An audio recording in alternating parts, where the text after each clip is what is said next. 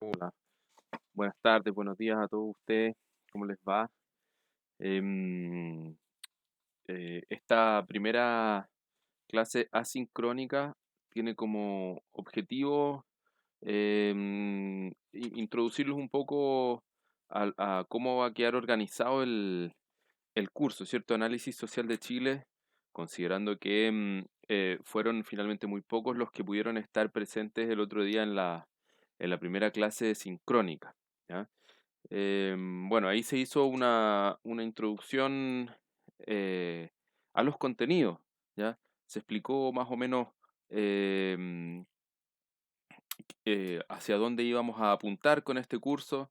Brevemente, les resumo. Si había... Este curso, yo lo estoy dictando por segunda vez, ¿ya? Y las circunstancias en que se dictó el año pasado por primera vez fueron bueno, al principio presenciales, ¿cierto? Momentos, ¿cierto? En el cual pudimos extendernos en el siglo XIX, ¿cierto? En el análisis del siglo XIX, lo que es la construcción de una cultura política, de una realidad política, algunas ideas claves, algunos conceptos que se proyectan, ¿cierto? Desde una perspectiva social y política hasta nuestros días, ¿ya? Y lamentablemente, quiero decir, no lamentablemente, sino, digamos, lamentablemente para el desarrollo del curso, ¿cierto? Las paralizaciones nacidas al alero del estallido social de octubre impidieron que el curso eh, eh, mm, se proyectara, ¿cierto? Hacia el siglo XX, siglo XXI, que era la idea, ¿cierto? Que el XIX nos sirviera como base, como introducción, ¿ya? Y que después nos centráramos en el siglo XXI. Entonces, este curso, como es virtual, ¿cierto? Como ya tuvimos que priorizar contenidos y además como lo estamos haciendo en bloque, ¿cierto? Es un curso que probablemente eh, salga o se desarrolle de manera más o menos apurada, ¿cierto? O quizás no con el ritmo, ¿cierto? No con el metabolismo de aprendizaje que yo hubiese deseado, ¿ya? Dicho esto, que es un hecho, ¿cierto?, de la causa, que estamos en pandemia, que no se puede apelar a algo más, ¿cierto?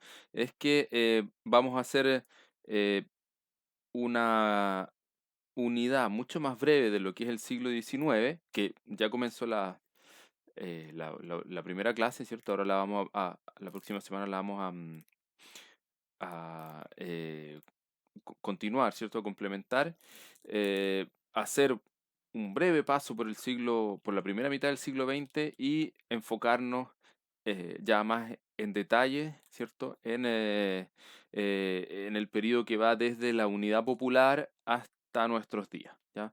O mejor dicho, diría yo, de la Unidad Popular hasta hace, qué sé yo, unos 10 años, en virtud sobre todo de las lecturas, ¿cierto? Hasta hace unos 10 años atrás, más o menos, porque em, eh, hoy día estamos atravesando una situación política agitada, ¿cierto? Agitada en el sentido de que hay muchas cosas pasando, ¿ya? Muchas cosas pasando desde la perspectiva política, pero no en la política en el Congreso, ¿cierto? En el gabinete, en el Ejecutivo, ¿cierto? En el Poder Judicial, sino que en la política, diría yo, más descentralizada, más territorial, ¿cierto? Vinculado con asociaciones, con cabildos, con las alcaldías. Y en ese sentido, por lo tanto, mi idea es que ustedes puedan tener elementos para eh, desglosar, para comprender, ¿cierto? Para hacerse una perspectiva crítica de aquello que está ocurriendo en la actualidad, ¿ya? Vamos a aprovechar el espíritu de este curso y los contenidos de este curso para ayudarnos o ayudarlos a ustedes, ¿cierto? Ayudarla a ustedes a, a tener, ¿cierto? Un criterio, a poder ir vinculando cosas, ¿cierto? Hay un anuncio sobre, qué sé yo, tal materia, ¿ah? Hay una respuesta de tal otra. tal medio publica tal noticia y que usted vaya revisando, ¿cierto? Lo que es la contingencia, lo que es la actualidad y vaya ¿cierto? Armándose un concepto más crítico, ¿ya? Estuve pensando esta semana, ¿cierto? Sí, las dos evaluaciones que vamos a tener, que son dos entregas, ¿ya? Son dos, ¿cierto? Trabajos que usted me va a tener que entregar. Teníamos dos opciones, ¿cierto? Y yo no me decanté por ninguna. Una era la ficha de lectura, que es algo más, más técnico, ¿cierto? Más que le da menos libertad de expresión a cada uno y a cada una de ustedes, ¿ya? Em, Esa era una posibilidad, ¿cierto? Que, como les digo, la ficha de lectura es algo técnico y es algo que ayuda mucho para desarrollar habilidades propias de las disciplinas en las cuales ustedes se están formando, que es la sociología, ¿ya? Yo este curso lo hago para estudiantes de sociología, pero desde una perspectiva disciplinar historiográfica, ¿ya? Yo me dedico a la historia. Sin embargo, esto de la ficha de lectura como está centrado, ¿cierto?, dentro de la habilidad de la lectura y de la comprensión, le sirve a cualquier carrera dentro de las ciencias sociales, ¿cierto? Cualquier oficio, cualquier rol que ustedes cumplan dentro de las ciencias sociales y por lo tanto me parece que les puede ayudar, ¿cierto? Pero irse por esa variable era sacrificar, ¿cierto? El propio aporte que pueden tener cada uno de ustedes con su comprensión y con su problematización, ¿ya? De los textos que vamos a leer, ¿ya? Por lo tanto, opté por no pedirles una ficha de lectura, si no les voy a pedir ensayos, ¿ya? Que son dos ensayos. El primero que tienen fecha hasta el 25 de enero para entregarlo y el segundo hay fecha hasta el 2 de marzo, ¿ya? O sea, el 25 de enero ustedes me van a dar todavía una semanita eh, mm, hábil para poder corregir los trabajos. Van a ser individuales, ¿ya? Y ya volviendo a cerrar el semestre, tal como está diseñado el calendario, el 2 de marzo ustedes deberían entregarme el segundo ensayo, ¿ya?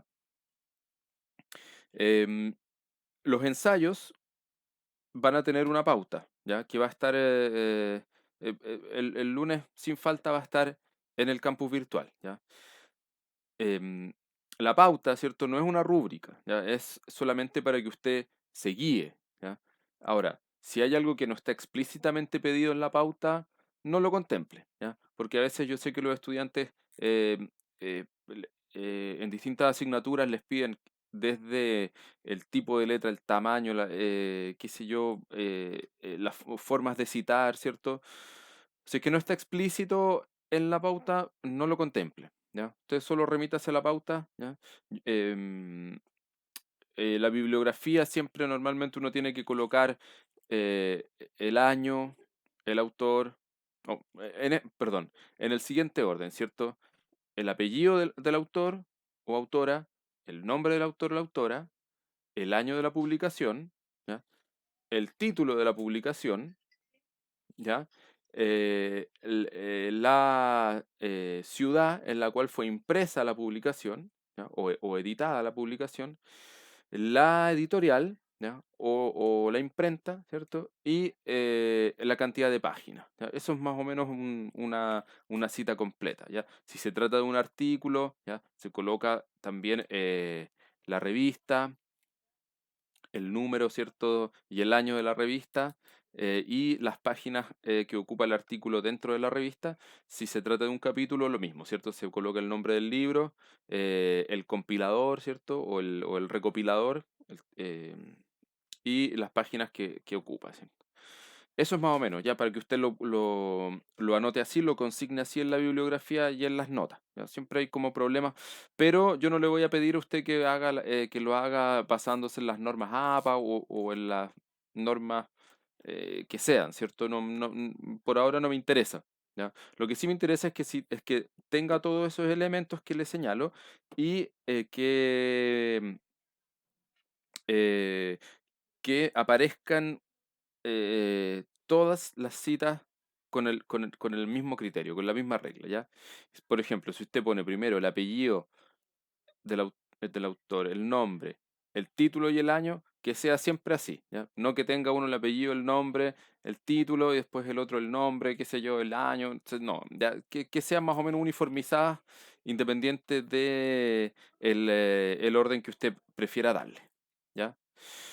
¿Qué más? Me gusta que las evaluaciones, perdón, que las entregas tengan número de página. ¿Ya? Eso es importante también que usted se preocupe de ponerle número de página, de ponerle título también a los ensayos. ¿Ya? Y el título no es ensayo número uno para el curso Análisis Social de Chile, no. El título tiene que ser algo que refleje, ¿cierto? La idea principal, ¿cierto? O los aspectos que usted más quiere destacar dentro de lo que usted está argumentando y lo que usted está proponiendo en el ensayo. ¿Ya? Entonces también póngale título. Y como todo trabajo en ciencias sociales, se divide en tres, ¿cierto? Introducción, desarrollo y conclusión. ¿Ya? Em, la introducción, ¿cierto? Usted tiene que más o menos anunciar, ¿cierto? Anunciar, qué sé yo, eh, sobre qué estamos reflexionando, sobre qué estamos discutiendo, con qué parámetros, con qué conceptos, con qué categorías, con qué criterios, ¿cierto? Con qué clase vamos a hablar. ¿Ya? Esa es la parte de la introducción, ¿ya? El desarrollo, usted puede, a mí me gusta que el desarrollo se divida en dos o tres puntos clave y claro y coherente, ¿ya? Eso también es importante porque em, no sé, pues a veces es difícil, a veces uno tiene muchas ideas, ¿cierto? Y cuesta ordenarlas, o muchos conceptos dando vuelta. Entonces es un ejercicio de organización, de síntesis y por lo mismo de expresión. ¿Ya? Conviene, creo yo, acotarlo a dos o tres puntos, ¿ya? Porque así usted dice, no sé, po, vamos a trabajar la violencia política o mi ensayo, ¿cierto? Es sobre la violencia política en el Chile del siglo XX, ¿ya? Punto uno, vamos a trabajar las guerrillas urbanas y punto dos, vamos a trabajar, qué sé yo, la acción policial. ¿Ya? Entonces usted tiene que, todos estos grandes, o sea, toda esta constelación de conceptos que usted tiene en su cabeza, que usted va a ir descubriendo en las lecturas, los tiene que ordenar, que encajar y que articular, ¿cierto? También eso le va a servir a usted mucho para ir vinculando ideas, ¿cierto? Para hacer que las ideas dialoguen entre sí, para hacer que los libros, los textos, los artículos también vayan dialogando entre sí. ¿Ya? Y usted finalmente, ¿cierto? Es una persona como una especie de director, de director de orquesta de los conceptos teóricos y de las ideas, ¿ya? Por figurarlo de alguna forma. Ya, entonces son estos dos aspectos y también hay una evaluación que es formativa, que no lleva notas, pero que es importante, o a mi juicio también es muy importante, que tiene que ver con la participación en clase, ¿cierto? A veces y en pandemia, ¿cierto? En un contexto virtual, más aún, ¿cierto? Los profesores nos topamos con que no hay no hay mucha respuesta, no hay mucho feedback de los estudiantes.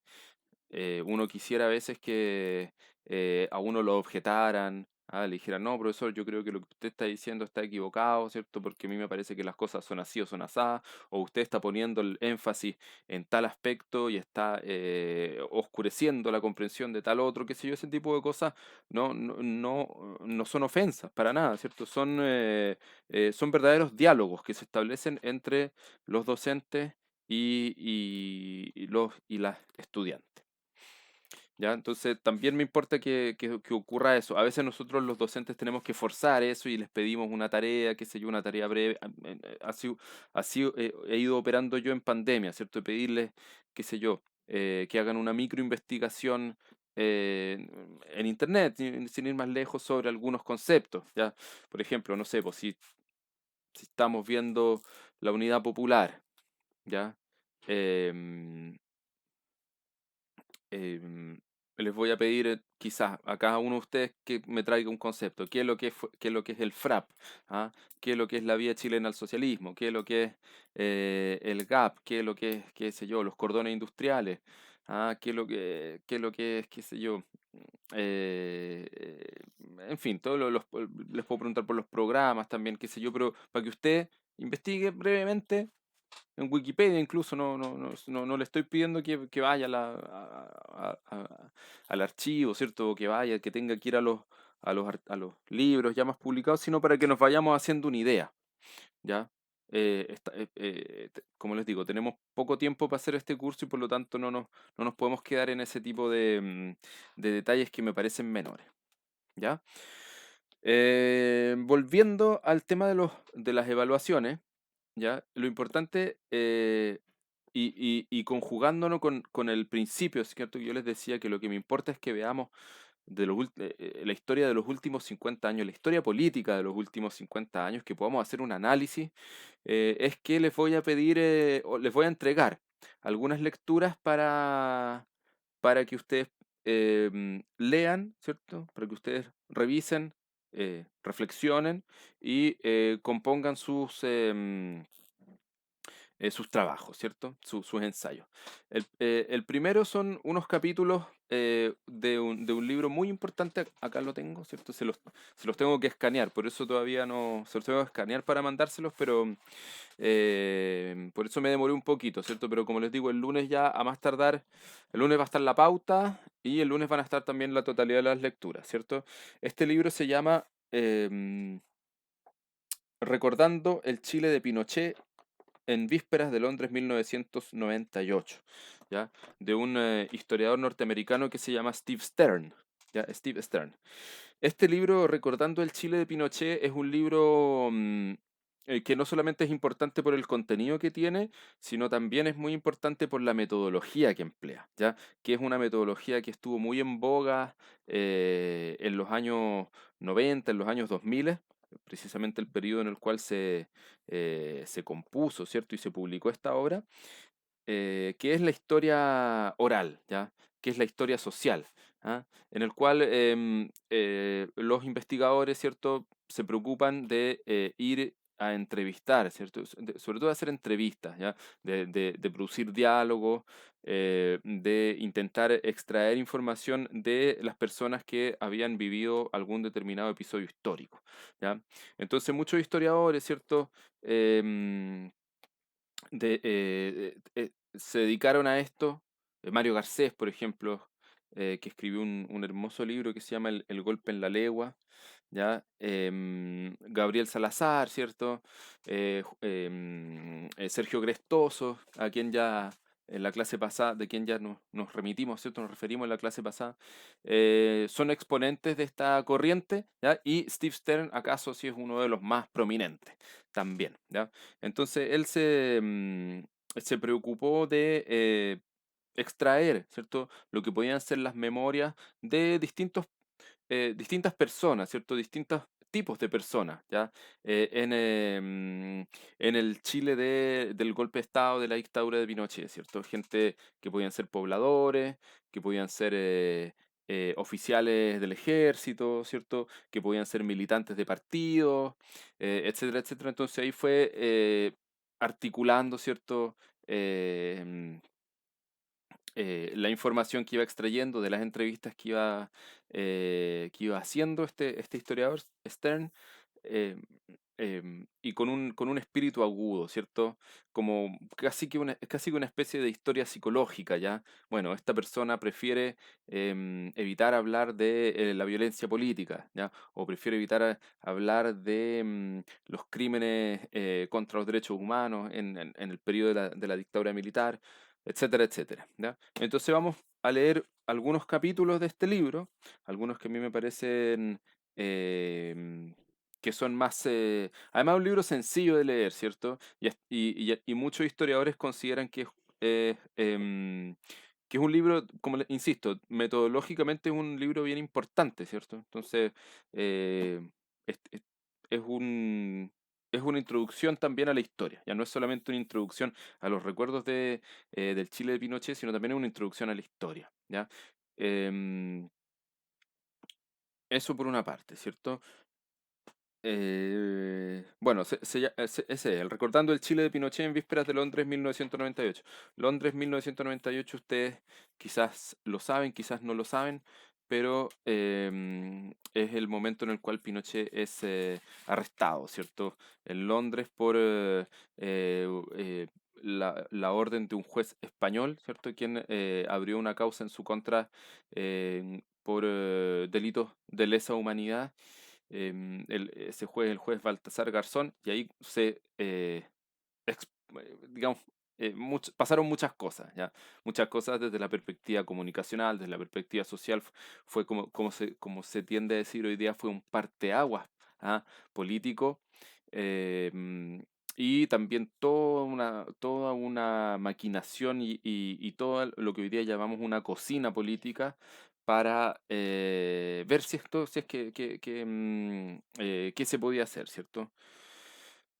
Si traer a Pinochet de vuelta, que fue lo que finalmente terminó ocurriendo, o, o si permitir, ¿cierto?, que fuera juzgado, y estuvo muy cerca de aquello, ¿cierto? Muy cerca de aquello. ¿Ya? Entonces, los capítulos de este libro entran en el primer ensayo, pero además yo les hice una selección, ¿ya? De artículos que publicó un investigador norteamericano. Mira, le estoy dando dos norteamericanos, no me había ni siquiera dado cuenta. ¿Ah? Que es Peter Korblue. ¿Ya? Peter Korblue es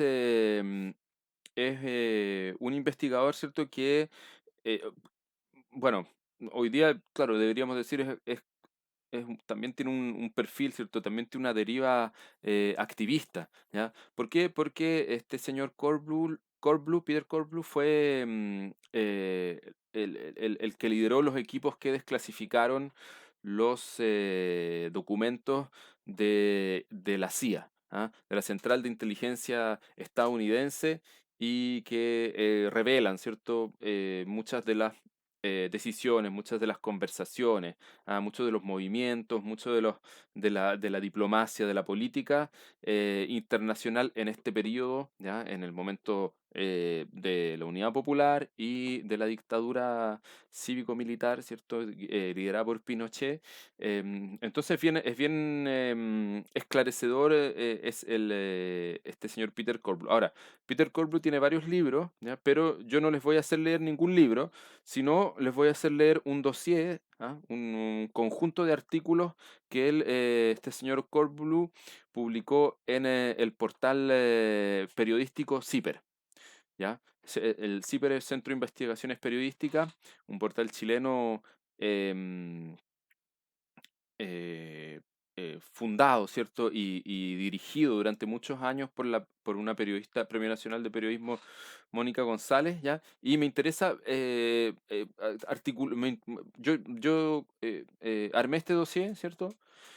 Y tiene, que tiene un poco de todo, ¿cierto? Tiene un poco de, ¿cómo les digo?, de diplomacia directa, digamos, entre cancilleres, tiene también eh, reflexiones en torno, por ejemplo, al terrorismo de Estado internacional, ya sea a través de la Operación Cóndor, ¿cierto? O en acciones ya propiamente organizadas, ¿cierto? Por los agentes por los agentes secretos de la dictadura, en particular la DINA, ¿cierto? La DINA que eh, coordinó, organizó y materializó atentados en Buenos Aires, ¿cierto? Al general Carlos Prats y su esposa, en Italia, ¿cierto? A Bernardo Leighton, y en Estados Unidos al ex canciller Orlando Letelier, ¿cierto? A pasos de la Casa Blanca. Entonces, bueno, en fin, da lo mismo, todo este tipo de cosas, ¿ya? Em, a ver, quiero decirles, eh, para que les quede claro, ¿cierto? Cuando conversamos de historia, cuando conversamos de política, ¿cierto? De los últimos 30, 40 años, normalmente hay mucha gente que todo lo explica por acción y voluntad del imperialismo norteamericano. ¿Ya? Eso es muy común, ¿cierto? Que uno le diga, no, pero es que, pucha, estos fueron los gringos, estos fueron esta fue la CIA, ¿cierto? Y, y claro, a ver, quiero decir, eso no es tan cierto, ¿ya? No es tan cierto, puesto que la CIA no, que si no activa, ¿cierto? Lo que son las decisiones, lo que son las voluntades y lo que son ¿cierto? Las acciones, el comportamiento de los actores locales, que a mí me parece que siempre están por sobre lo que es la presión de las potencias extranjeras. ¿Ya?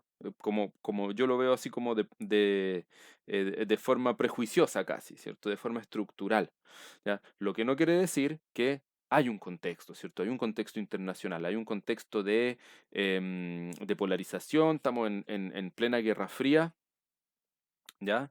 Hay un contexto de presión, ¿cierto? Hacia Latinoamérica, en particular después de la consolidación de Fidel Castro en Cuba, ¿ya? Y em,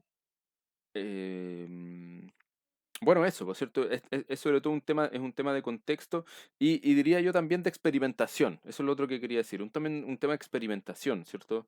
Em, a- Cuando nosotros miramos para atrás hoy en día, ¿cierto? Y decimos, oye, los militares en la dictadura, ¿cierto? En el golpe, actuaron de manera muy terrible, ¿cierto? Ajusticiaron personas inocentes, ¿cierto? Torturaron, asesinaron, hicieron desaparecer, ¿ya? Y uno piensa que, oye, chuta, pero este ejército de la noche a la mañana pasó de ser, ¿cierto? Una institución republicana, ¿cierto? Con, con sus, eh, con sus grietas, ¿cierto? Con sus vacíos, con sus tensiones, ¿ah? Con sus puntos ciegos, em, pero hay algo más, ¿cierto? No puede ser que el 10 de septiembre esto era como muy esporádico, ¿cierto? O poco consistente y pasa a ser una cuestión reconocida internacionalmente, ¿cierto? No solamente por la ideología del shock, ¿ah? Que tuvo el golpe del 73, el shock, quiero decir, ¿cierto? El shock figurativo, ¿cierto? Los tanques y los Hawker Hunter asaltando el Palacio de la Moneda, los bandos, ¿cierto? Los bandos militares que se pronuncian por las emisoras de radio, ¿ya? Y todos los códigos, ¿cierto? Que impone la dictadura, todos los códigos políticos y sociopolíticos que impone la dictadura. ¿Ya? Entonces, Stern, Korbluk y hay un tercer texto, ¿ya? A todo esto son textos breves, ¿ya? Como le digo, son fragmentos sobre todo, son fragmentos, son dossiers, ¿ya? No piense que yo le estoy dando, qué sé yo, 500 páginas, 400 páginas para leer, son breves. Yo entiendo que estamos en un semestre corto, que estamos en un semestre que tiene que rodar rápido y no quiero que sobrecargarlos. Yo sé que no es la única asignatura que ustedes tienen, pero por eso me importa también que lo que les doy lo lean, ¿ya? El tercer texto que les voy a dar son algunos capítulos de el informe de la Comisión Valeg, ¿ya? Ustedes saben que una vez una vez que se produce el retorno a la democracia, el año 90, ¿ya? Hay, desde el Ejecutivo, ¿cierto? Desde la Presidencia de la República, se encargan dos comisiones, ¿ya? Una de Patricio Elwin, ¿ya? Inmediatamente después de asumido el poder, ¿cierto? Patricio Elwin organiza una comisión, ¿ya? Que lo va a asesorar y va a recopilar y va a procesar, ¿cierto? Una serie de datos y una serie de situaciones eh, en torno a los crímenes de la dictadura, ¿ya? Esa primera comisión, la comisión de verdad, ¿cierto? No, lleva el nombre del encargado de la comisión, que es Raúl Rettig, ¿cierto? Entonces se llama el informe Rettig. Yo estuve ahí más o menos evaluando si es que si es que leíamos algunos fragmentos del informe Rettig, pero me pareció que el informe Rettig, como solo se extiende como solo se extiende en aquellos casos de personas que fueron asesinadas o desaparecidas por la dictadura, ¿cierto? Dejaba muchos de los crímenes de lado, ¿cierto? Por registrar, ¿ya? Entonces, me pareció mucho mejor em, incorporar en las lecturas fragmentos de la otra comisión que fue encargada por el presidente Ricardo Lagos, ¿cierto? Y que publicó su informe, ¿cierto? Lo editó el año 2004, que es el informe Valeg, ¿ya? Por el nombre de su presidente también, un sacerdote, Sergio Valeg. ¿Ya? Entonces, la gracia del informe Valeg es que ahí sí están consignadas, tiene una metodología mucho más diversa, ¿cierto? Multidisciplinaria. em, las fuentes a través de las cuales se nutre, ¿ya? Son también más diversas, ¿ya? Están los testimonios orales de las personas, ¿cierto? Hay documentación militar que aparece ahí, hay también todos los papeles de la Vicaría de la Solidaridad, ¿cierto? Que también se procesaron, ¿ya? Entonces ahí vamos a ver algunos capítulos, sobre todo los capítulos que tienen que ver em, con violaciones a los derechos humanos y tortura. ¿Ya? ¿Por qué? Bueno, les insisto, ¿cierto? Es esta misma idea que yo les traté de expresar hace un rato. No es que en Chile no haya habido violencia política, no es que en Chile no haya existido opresión, ¿cierto? No es que en Chile los militares hayan sido solamente guardianes de la institucionalidad y hayan estado dispuestos a entrar en guerra ante una amenaza extranjera. No, para nada, ¿cierto? Pero hay el tema de la tortura, ¿ya? Esto es una hipótesis, ¿cierto? Creo yo que si es que existía antes del año 73, eh, eh, existía de forma muy escuálida, diría yo, ¿cierto? Muy, muy débil, comparado, ¿cierto? Esto estoy haciendo una comparación con lo que viene después, ¿cierto? Donde la tortura se impone, ¿ya? Como una práctica represiva, ¿ah? Como una forma de hacer, como una acción política, ¿ya? La tortura. ¿Ya? Entonces después tenemos que en todos los años 90 y 2000 condenamos la tortura, ¿cierto? Hay muchos militares que son procesados por la justicia, pero resulta que hace un año el tema de la tortura volvió. ¿Ah? O mejor dicho, la práctica de la tortura volvió. ¿Ya? Entonces no estaba muerta la tortura. ¿Ah? Andaba de parranda. ¿Ya? Bueno, eso va a ser para el primer ensayo. ¿Ya? Que queda para el día martes 25 de enero su última entrega. ¿Ya? Y el otro ensayo para el día 2 de marzo ya nos vamos a tirar un poco más en lo que es la comprensión y el análisis de lo que se llama la transición, ¿ya? Lo que llamamos la transición. Los 30 años que se dice, ¿cierto? No, no son los 30 pesos, son los 30 años. Ya, esos 30 años que nosotros llamamos transición, vamos a hacer un ensayo en el cual les voy a dar un capítulo también de un libro, que acá lo tengo, Historia del siglo XX chileno, ya el capítulo de varios historiadores, ¿cierto? El capítulo final es bien interesante porque le saca punta desde la perspectiva teórica la idea de transición, ¿ya? Que nos llega desde el marxismo, ¿ya? Desde la teoría marxista, ¿ya? La idea de transición. Eh, mm, ¿cómo, cómo se impone esta necesidad de transar, ¿cierto? De transar principios, ¿ya? De negociar, ¿ah? Y al mismo tiempo cómo empieza a haber un quiebre ya no ideológico en la sociedad, como fuese en el 73, ¿cierto? Sino un quiebre de clase, ¿ya? Em, y el cual vemos reflejado, por ejemplo, en la votación ahora en el plebiscito del apruebo o el rechazo eh, eh, a la redacción de una nueva constitución. ¿Ya? O sea, no hay una polarización tal, sino que más o menos eh, refleja, ¿cierto? Un quiebre de clase, más o menos, digo, porque las cosas nunca son blanco y negro, ¿cierto? Y también les voy a hacer leer un artículo. Bueno, está este capítulo, ¿cierto? De este libro. Y vamos a leer también un artículo que salió hace unos 2 años atrás, más o menos, en los anales de la Universidad de Chile, del historiador Fernando Pairicán. ¿Ya? Que es sobre multiculturalismo, ¿ya? El multiculturalismo como una ideología de base, ¿cierto? Que conduce lo que son las políticas aplicadas en los gobiernos de la concertación y en los gobiernos también de los últimos 10 años, ¿cierto? Y que terminan, bueno, terminan produciendo o tiene como consecuencias el refortalecimiento de identidades que no siempre son factibles, ¿cierto? La complejización, quiebre, ¿cierto?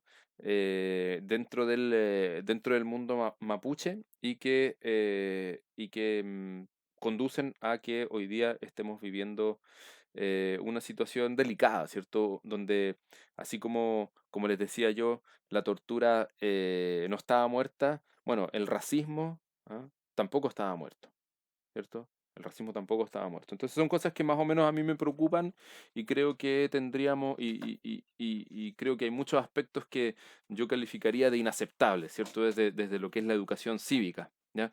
Entonces ahí los vamos a comentar, ¿cierto? Y ustedes también lo van a tener que leer para el segundo ensayo, que como les decía, quedó para el 2 de marzo. Y eso, pues, ya, no quiero alargarme más. Ojalá que el martes puedan ser numerosos en la clase y podamos ir avanzando. Como les digo, la clase del martes vamos a tratar de pasar rápido del martes y de la semana siguiente el siglo XIX, ¿ya? Que les vaya bien, cualquier cosa, cualquier duda por email o por campus virtual. Chau, chau.